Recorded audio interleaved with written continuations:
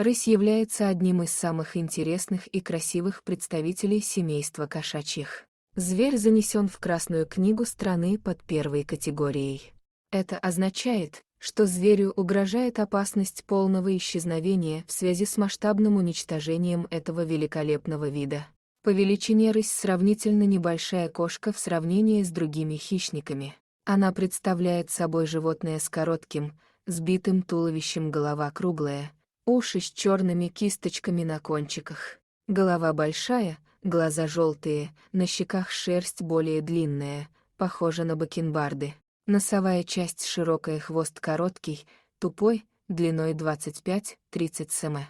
Упоминая хищных зверей нашей страны, многие из нас чаще всего подразумевают волка или медведя, при этом незаслуженно забывая о рысе, которая является одним из важнейших звеньев лесной экосистемы.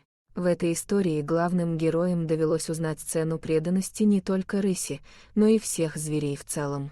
Произошел этот случай в одном из поселков средней полосы России, окруженном с нескольких сторон величественными хвойными лесами. Теплым июньским днем в поселок прибыла группа молодых парней на автомобиле.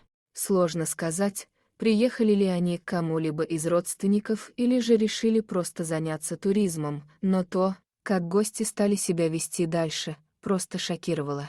Включив громкую музыку, они поставили автомобиль в тени раскидистого клена и стали распивать спиртное. Конечно, местные жители пробовали урезонить нарушителей спокойствия, но все их попытки, к сожалению, не принесли желаемого результата. Но после того, как на улицу вышла молодая девушка, приходившаяся внучкой пожилой доярки, ситуация заметно обострилась. Поскольку девушка была хороша собой, ее появление сразу привлекло внимание разгоряченных алкоголем молодчиков. Увидев, что красавица оставила их комплименты без внимания, молодые люди тут же предприняли попытку затащить ее в свой автомобиль. В этот самый момент произошло событие, которое впоследствии подвыпившие хамы будут вспоминать с содроганием и страхом. Дело было в том, что сразу после нападения на девушку из ближайших кустов выскочила огромная рысь, которая с яростным рычанием накинулась на ее обидчиков, раздавая оплеухи направо и налево. Лесная хищница довольно быстро восстановила справедливость и обратила негодяев в бегство. Никто из местных жителей не знал толком, откуда появилась эта рысь и каким образом она попала в поселок. И только внучка пожилой доярки, загадочно улыбаясь, знала, в чем было дело. А началось все это 3 года назад с того, что охотник из района нашел в лесу детеныша рыси, мать которого убили браконьеры.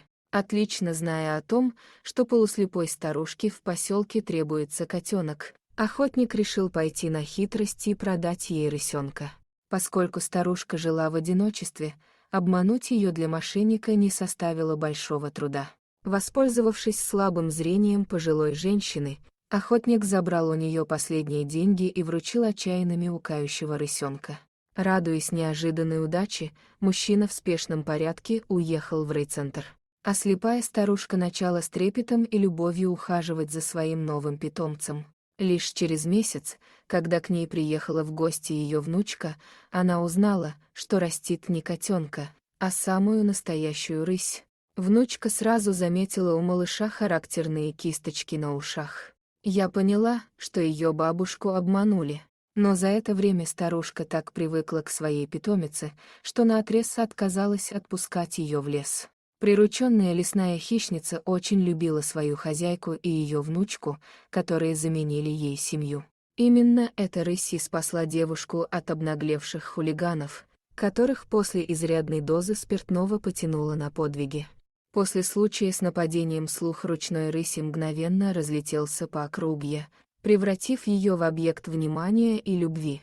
Сложно сказать, была ли права старушка, когда отказалась выпустить маленького детеныша рыси в лес. Скорее всего, женщина прекрасно понимала, что без помощи человека малыш попросту погибнет в дикой природе. Конечно же, запуская цепочку добра, женщина не могла знать о том, что через каких-то 3 года эта рысь спасет ее внучку.